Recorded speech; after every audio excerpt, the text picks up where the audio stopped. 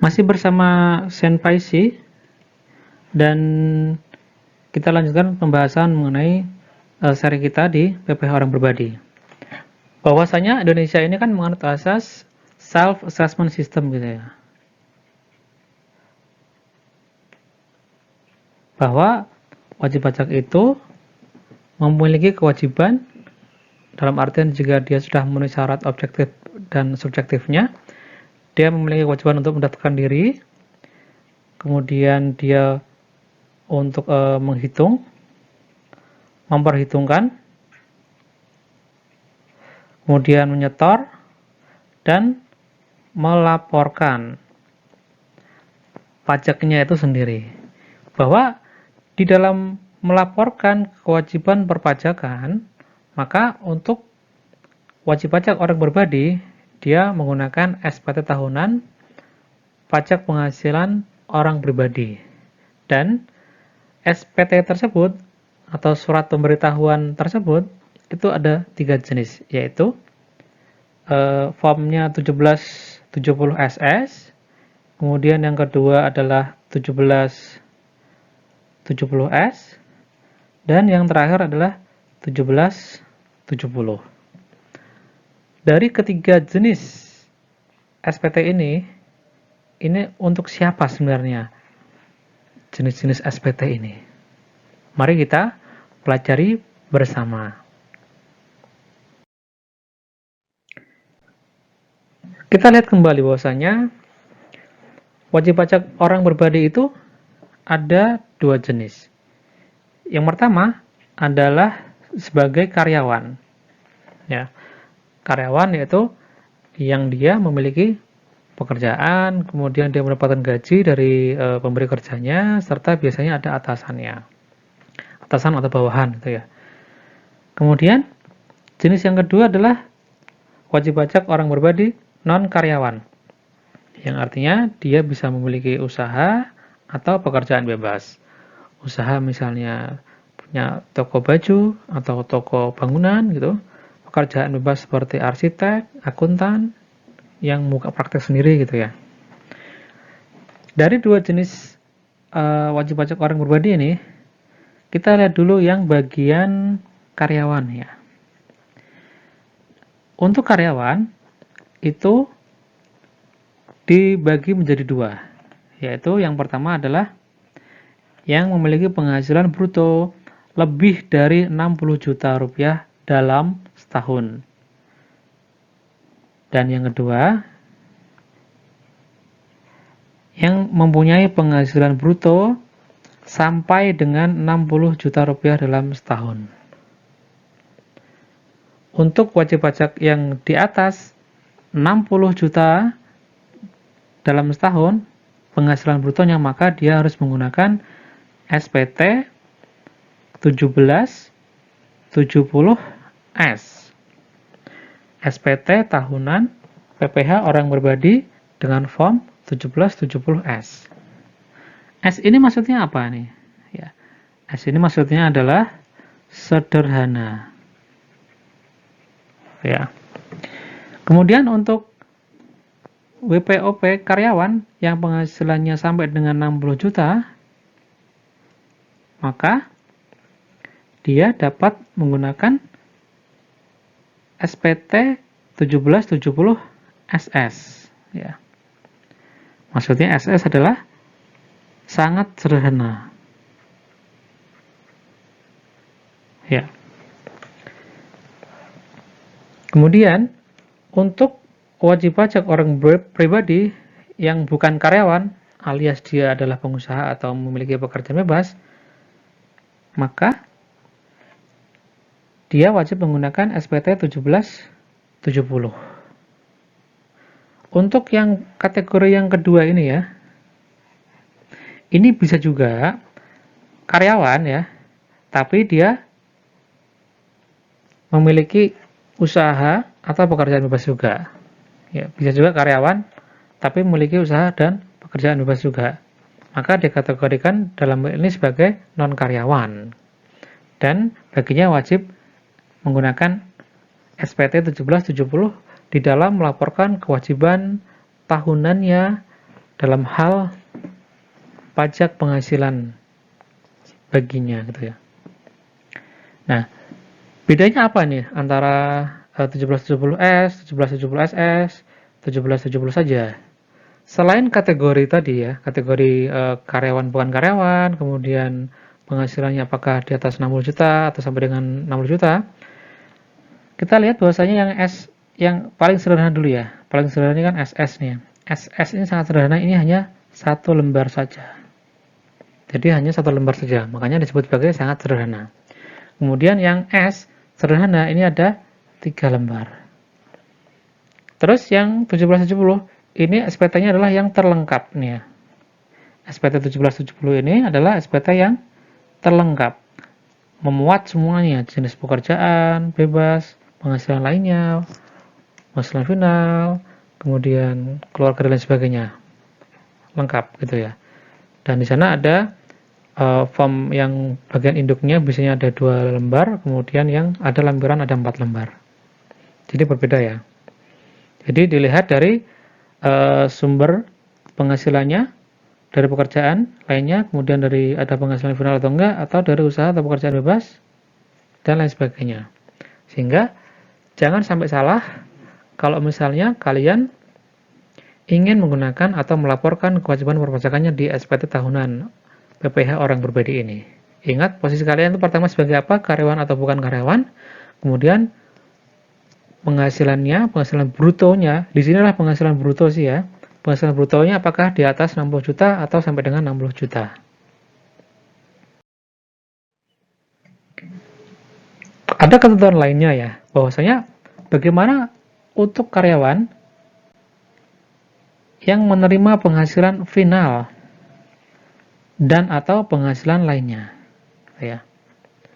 Maka untuk karyawan yang menerima penghasilan final atau penghasilan lainnya diperlakukan dalam kelompok sebagai karyawan selama tidak memperoleh penghasilan dari usaha atau pekerjaan bebas. Untuk penghitungan penghasilan netonya harus sesuai dengan sumber penghasilan tersebut dari pekerjaan dan dari lainnya. Serta lihat cara penghitungannya untuk penghasilan netonya. Jadi kalau misalnya karyawan itu menerima penghasilan yang berupa final ataupun ada penghasilan lainnya, dia bisa menggunakan form 1770S atau 1770SS. Nah, contohnya bagaimana nih? Contohnya adalah misalnya PNS atau ASN ya. PNS itu menerima gaji dan tunjangan bulanan nih ya, yaitu penghasilan dari pekerjaannya.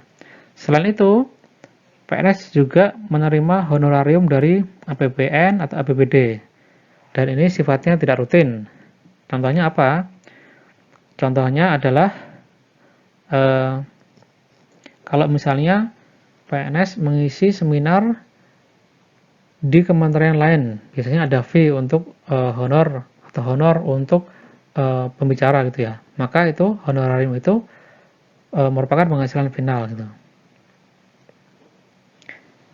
Terus ada juga kalau misalnya PNS itu menerima hadiah dalam hal dia memenangkan lomba membuat mars organisasi gitu.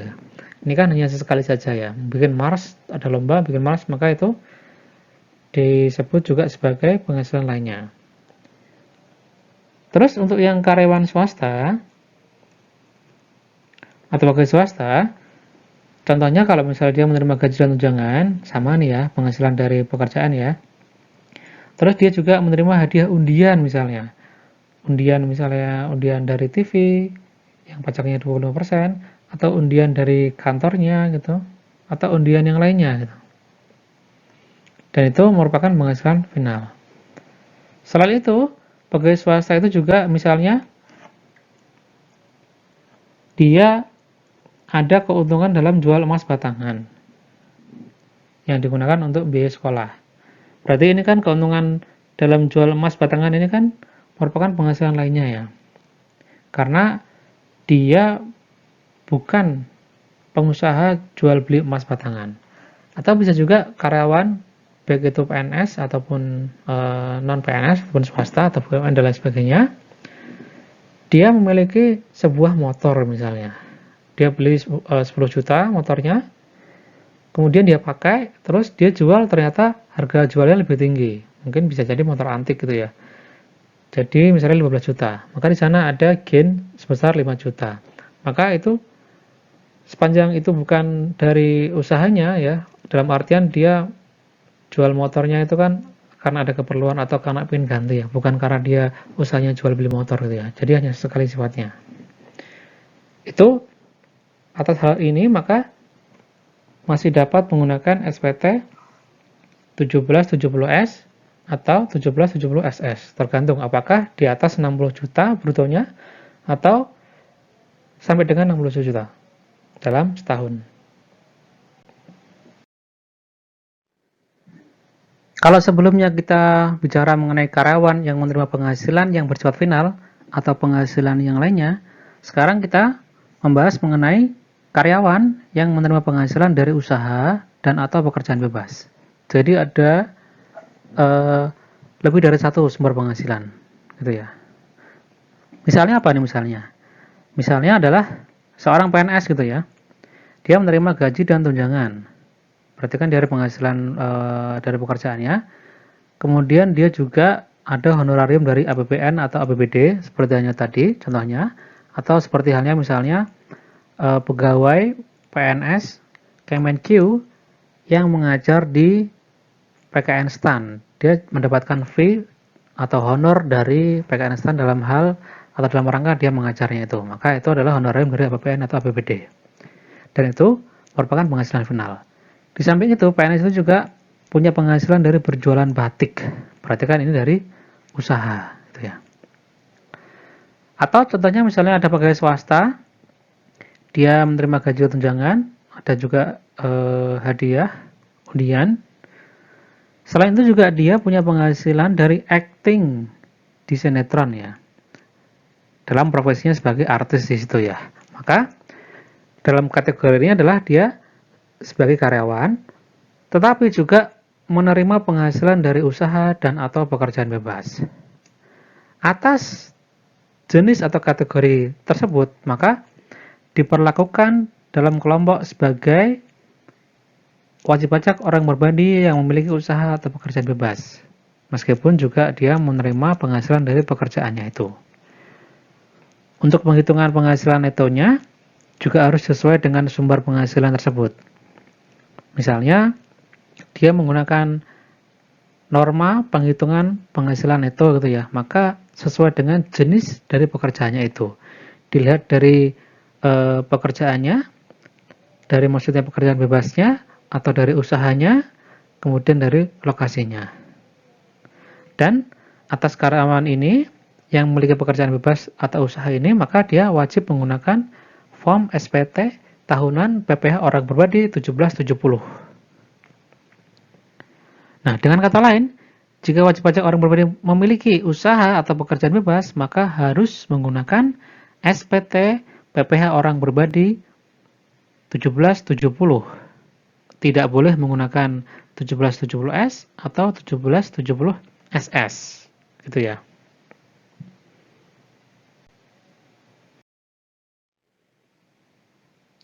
Kemudian bagaimana dengan wajib pajak orang berbadi karyawan dengan penghasilan bruto sampai dengan 60 juta rupiah dalam setahun? Ingat kata-kata di sini ya. Sampai dengan 60 juta rupiah dalam setahun. Artinya kalau misalnya dia pas 60 juta, maka dia masuk kategori ini. Kemudian yang dimaksud dengan penghasilan bruto di sini adalah penghasilan tidak final, ya.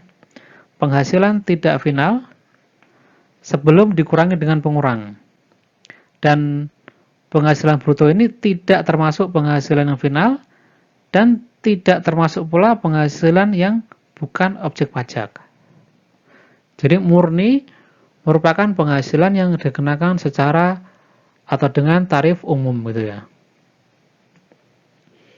Dan SPT yang digunakan di sini adalah formulir 1770 SS ya. Nah, formulir 1770 SS ini sifatnya dapat. dapat digunakan. Sifatnya apa tadi? Sifatnya adalah dapat. Artinya dia bisa menggunakan 1770SS, bisa juga menggunakan 1770S. Gitu ya. Jadi ada fleksibilitas di sini.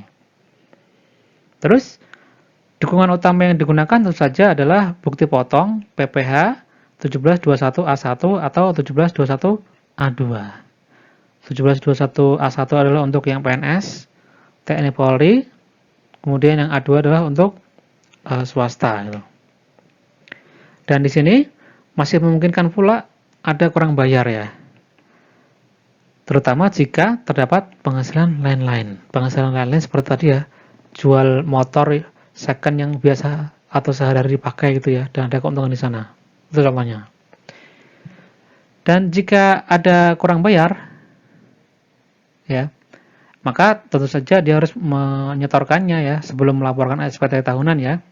Di sana tapi tidak ada kewajiban angsuran PP pasal 25 untuk tahun berikutnya. Kemudian kita bisa lihat juga kalau misalnya dia penghasilnya sampai dengan 60 juta, maka kita lihat di file 1770SS ini, karena dia dapat menggunakan formulir tersebut, dan ciri khas dari 1770SS ini adalah sangat sederhana ya. Dia hanya satu lembar saja, sangat sederhana, sangat singkat. Kemudian tidak ada tempat untuk zakat atau sumbangan keagamaan sebagai pengurang. Selanjutnya, memuat totalnya saja, tidak ada perincian, yaitu untuk pos penghasilan lainnya, penghasilan yang bukan objek pajak, penghasilan final, harta dan utang, ya itu tidak ada di situ. Tapi kalau misalnya mau melaporkan secara rinci, maka dapat menggunakan yang 1770S gitu ya. Di sana juga tidak ada daftar susunan keluarga, serta tidak ada pula tempat untuk angsuran PP pasal 25 yang telah dibayarkan. Jadi murni sebagai karyawan dan penghasilannya sampai dengan 60 juta rupiah dalam setahun, di mana penghasilan tersebut adalah yang dikenakan dengan tarif umum, bukan yang dikenakan tarif final atau bukan objek. Demikian mungkin yang bisa dijelaskan secara singkat, and please subscribe, like, comment, and share this channel. Thank you.